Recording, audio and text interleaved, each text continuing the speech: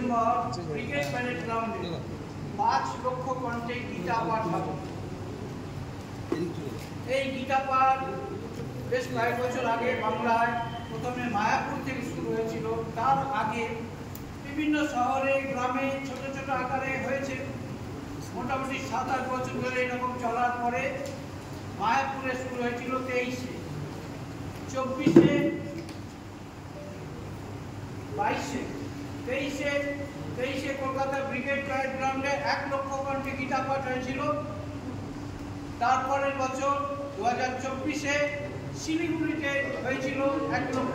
সেখানে কলকাতায় যে হয়েছিল 1,37,000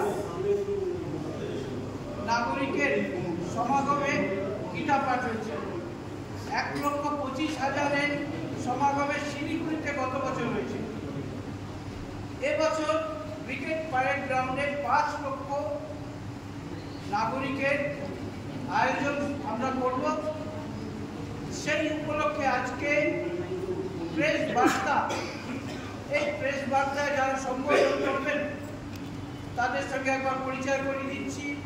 আমাদের সকলের মধ্যমণি স্বামী প্রদীপ্তানন্দজি, ভারত সেবাশ্রম সংঘের সন্ন্যাসী, প্রবীণ সন্ন্যাসী, সামাজিক কাজে বিভিন্ন সামাজিক কাজে উনি তার যে অবদান আমরা সকলে জানি।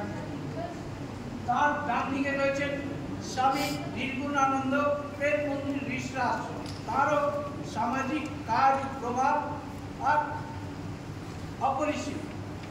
আর স্বামী প্রদীপ্তানন্দজির বাঁ দিকে রয়েছেন বন্ধু গৌরব ব্রহ্মচারী, মহানাম উদ্ধারণ মঠ, সেই মঠের সন্ন্যাসী।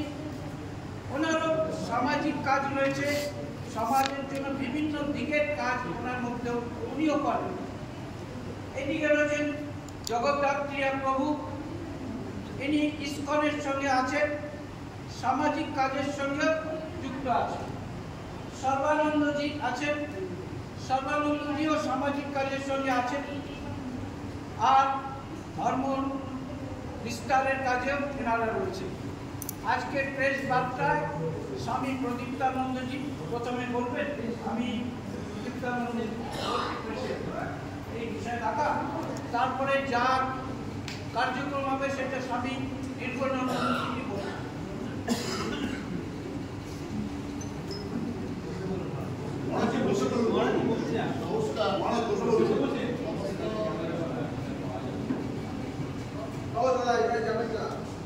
সমস্ত মিডিয়া বন্ধুদের আন্তরিক শ্রদ্ধা, যারা আছেন আন্তরিক শ্রদ্ধা জানাচ্ছি। আপনারা ইতিমধ্যেই পেয়েছেন এবং জেনেছেন ইউটিউবের মাধ্যমে, ফেসবুকের মাধ্যমে কলকাতায় এবার বিরাট সমাবেশ হচ্ছে। 5 লক্ষ সনাতনী ভাইদের সমাবেশ গীতাকে কেন্দ্র করে। শ্রীমদ্ ভগবদ্ গীতা, শ্রীমদ্ ভগবদ্ গীতা এমন একটি ধর্মগ্রন্থ, আমাদের সমস্ত মত পথ সবার সমন্বয় শ্রীমদ্ ভগবদ্ গীতা। আমাদের যত সনাতন ধর্মের মধ্যে সম্প্রদায় আছে, সমস্ত সম্প্রদায় শ্রীমদ্ ভগবদ্ গীতাকে মেনে নিয়েছেন, চিন্তায় করেন। এবং আমরা এই শ্রীমদ্ ভগবদ্ গীতা একটি ঘরের গ্রন্থ হিসাবেই আমরা গ্রহণ করেছিলাম। এটা আমরা সমস্ত জেলায় ঘরে ছড়িয়ে দিতে পেরেছি। এটা আমাদের বিরাট প্রাপ্তি। এটা শ্রীমদ্ ভগবদ্ গীতা শুধু ঠাকুর ঘরের জন্য নয়, শ্রীমদ্ ভগবদ্ গীতা জীবনের সর্বক্ষণের জন্য। পৃথিবীর সমস্ত মানুষের যত প্রশ্ন আছে, সমস্ত প্রশ্নের উত্তর শ্রীমদ্ ভগবদ্ গীতায় পাই। শ্রীমদ্ ভগবদ্ গীতাকে অনেকে মায়ের সঙ্গে তুলনা করেছেন। তাই মাদার, মায়ের কাছে গেলে সন্তানের যেমন সমস্ত ভয় ভীতি আশ্রয় লাভ করেন, তেমনি আমরা শ্রীমদ্ ভগবদ্ গীতাকে আশ্রয় করলে আরও শ্রীমদ্ ভগবদ্ গীতার যেটা অবদান আপনারা সবাই জানেন। 19বিংশ শতাব্দীর নবজাগরণ, এই জাগরণে একমাত্র ধর্মগ্রন্থ শ্রীমদ্ ভগবদ্ গীতা কেন্দ্র করে বাংলার একটা নবজাগরণ ঘটেছিল। ছিল বন্দে মাতরম আর হৃদয় ছিল শ্রীমদ্ ভগবদ্ গীতার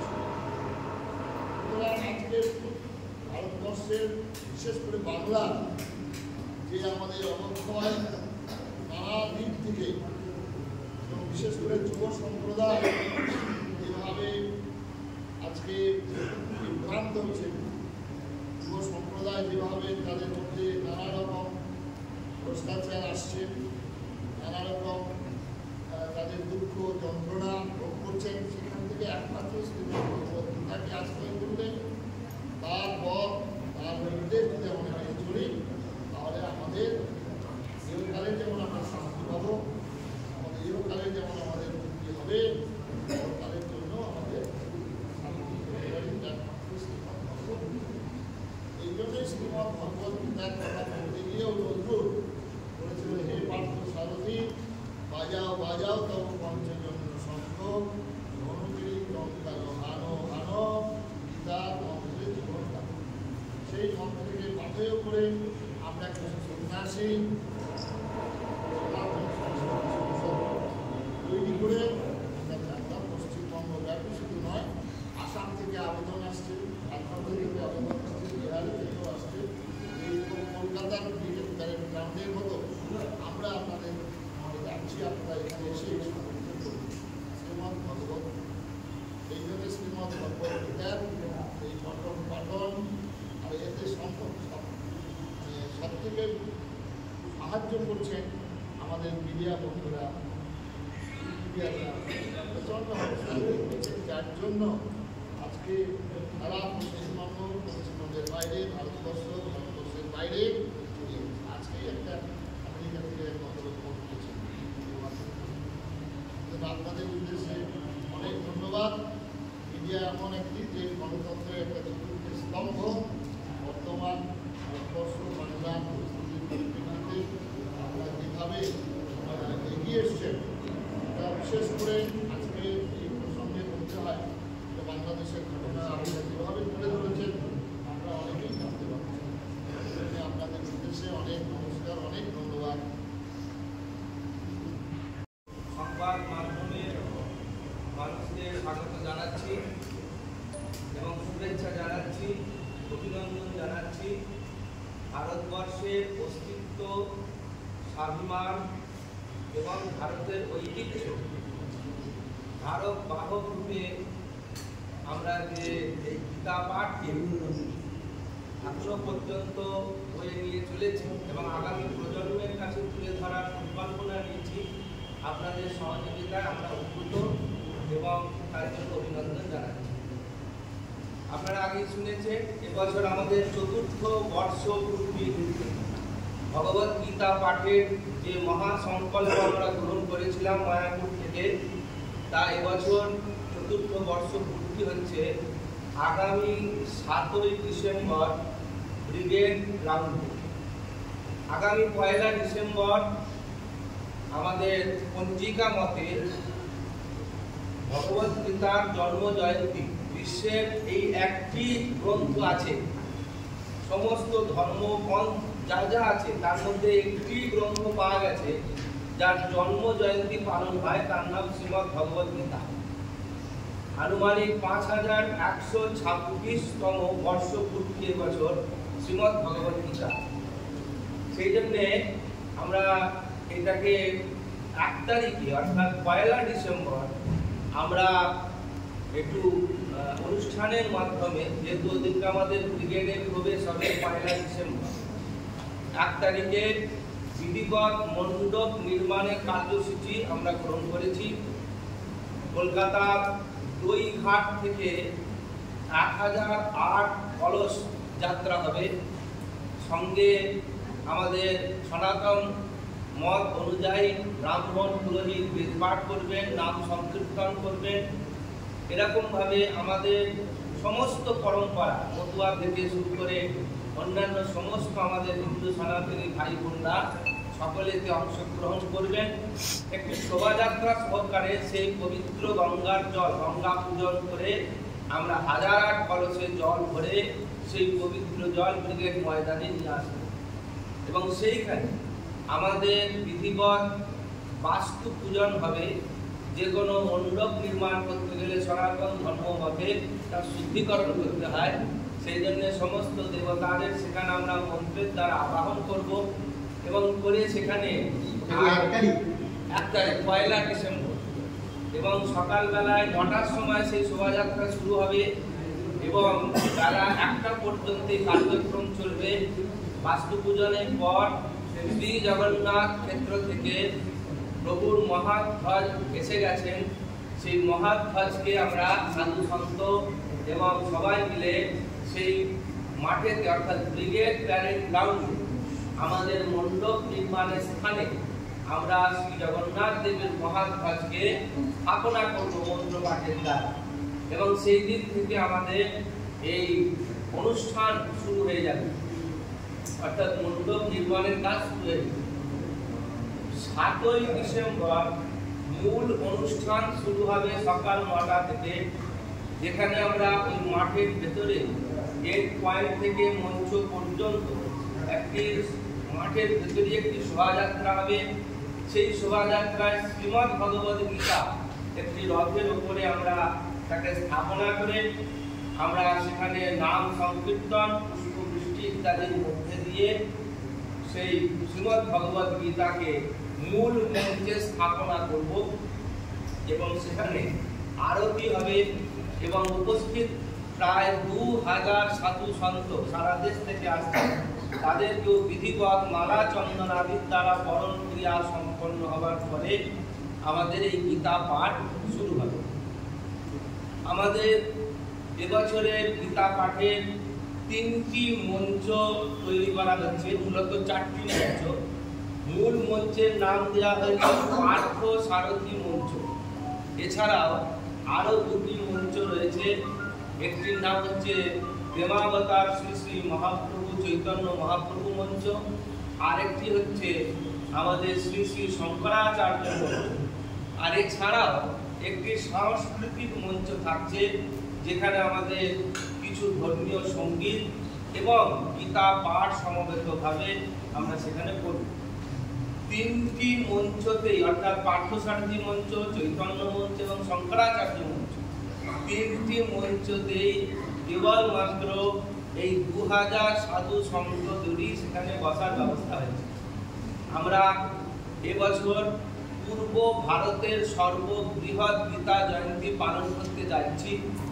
এত ভারী মাত্রায় গীতা জয়ন্তী সারা বিশ্বর মানুষ খোঁজ নিচ্ছেন এবং সারা দেশের মানুষও, বিশেষ করে সাধু সন্তদের মধ্যেও এর প্রচলন মুখে মুখে কথা প্রচার হয়েছে। সকল উদ্গ্রীব আমাদের এই অনুষ্ঠানটিকে কেন্দ্র করে।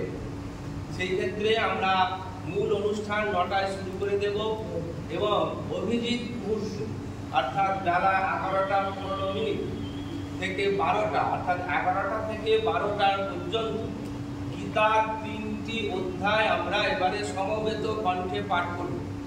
এবছর আমরা প্রথম অধ্যায়, নবম অধ্যায় এবং অষ্টাদশ অধ্যায় অর্থাৎ সমাপ্তি অধ্যায়, এই 3টি অধ্যায় আমরা পাঠ করব। পাঠের আগে আমরা সংকল্প বাক্য পাঠ করাবো। সমস্ত 5 লক্ষ মানুষকে আমরা সনাতন ধর্ম রক্ষার্থে আমাদের ব্যক্তিগতভাবে আমরা একটু সংকল্পিত হব যে আগামী দিনে কিভাবে আমরা সনাতন ধর্মকে রক্ষা করব, আমাদের নিজ পরিবার থেকে দেশ, সমাজ, রাষ্ট্র পর্যন্ত। তার জন্য আমাদের কি ভাবমূর্তি, কি অঙ্গীকারবদ্ধ হতে হবে, এ বিষয়ে আমরা সংকল্প পাঠ করাবো সমস্ত সনাতনী মানুষকে। তারপরে আমাদের যারা পূজ্য অতিথি সন্তরা আসছেন রাষ্ট্রীয় স্তরে, যেমন স্বামী জ্ঞানানন্দজি মহারাজ আসছেন, সাধু রীতাম্বরাজি মহারাজি আসছেন, আমাদের বাগেশ্বরের বীরেন্দ্র কৃষ্ণ শাস্ত্রী এবং যোগ গুরু রামদেব। সংস্কৃতি 4 জন এবারে প্রধান অতিথি রূপে আসার আমাদের কাছে অঙ্গীকার হয়ে রয়েছে, তার সমস্ত কিছু চলছে। এছাড়াও বাংলা, উড়িষ্যা, তামিলনাড়ু, আমাদের আসাম, ত্রিপুরা, মধ্যপ্রদেশ, দিল্লি, এই সমস্ত জায়গা থেকে সাধু সন্তরাও তারা আসার জন্য আমাদের কাছে তাদের লিস্ট এবং টিকিট পাঠিয়ে দিয়েছেন। তাদের জন্য তারা প্রায় 6 তারিখে অনেকেই চলে আসবেন এবং যথাযোগ্যভাবে তাদের পশ্চিমবঙ্গে তাদের আমন্ত্রণ করা হবে এবং তাদের আমরা সৎকার আমরা করব ছাত্র সংসদের যথাবিধি। এইভাবে আমাদের অনুষ্ঠান চলবে বেলা 1:30টা পর্যন্ত এবং তারপরে সমবেত মানুষ আর তাদের গৃহপ্রস্থান করবেন। আমরা সকলকে আহ্বান জানিয়েছি যে সনাতনী আমাদের যে হিন্দু ধর্মের যে একটা স্বচ্ছ পোশাক অর্থাৎ সাদা রঙটাই আমাদের একটু প্রতীকী থাকে স্বচ্ছতার, সেই জন্য সাদা পোশাকে মায়েরা বাবারা তারা উপস্থিত হবেন পূর্বে যেরকম আমাদের ক্রিকেটে হয়েছিল সে একইভাবে। এবং আহ্বান জানানো হচ্ছে প্রত্যেকে নারী পুরুষ সবাই বাড়ি থেকে আসার সময় শঙ্খ নিয়ে আসবে, কারণ সনাতন ধর্মের এই শঙ্খনাদ একটা বড় বার্তা বহন করে। সেই জন্যে আমরা সকলকে আহ্বান জানাচ্ছি বাড়ি থেকে আসার সময় শঙ্খ নিয়ে আসবেন এবং সেই দিনকে যাতায়াত ব্যবস্থা আপনাদের নিজ ভাবেই চিন্তা ভাবনা করিয়ে আসতে হবে। তাছাড়াও সরকারিভাবে যদি কিছু সুযোগ সুবিধা হয় সেটা আমরা কথাবার্তা বলছি, পরবর্তীকালে আমরা মিডিয়ার মাধ্যমে হলেও আমরা সেগুলো জানাবার চেষ্টা করব। কিন্তু সকলের কাছে আহ্বান যে আপনারা প্রত্যেকে আসবেন এবং এই गीता पाठे अंशग्रहण করবেন। गीता पाठ के विषय में अभी हिंदी भाषा में बोले थे। बनाजी सर बताएं कि इस बार किस तरीके से कार्यक्रम में कितना लोग इसमें शामिल होंगे। हाँ, सबको जो आए हैं पत्रकार बंधु जो हिंदी भाषा में इसका